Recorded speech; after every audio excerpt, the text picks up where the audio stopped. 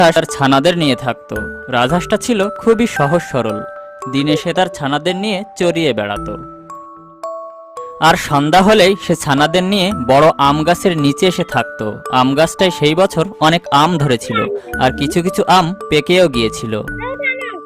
একদিন রাতে রাজহাঁস যখন তার ছানাদের নিয়ে ঘুমাচ্ছিল, তখন হঠাৎ করে একটা পাকা আম রাজহাঁসের মাথায় এসে পড়ল। বেচারা রাজহাঁস মারা গেল।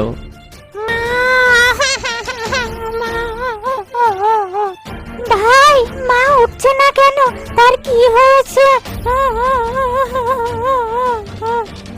ভাই, ওই আমটা মায়ের মাথায় পড়ার কারণে মা দুনিয়াতে নেই।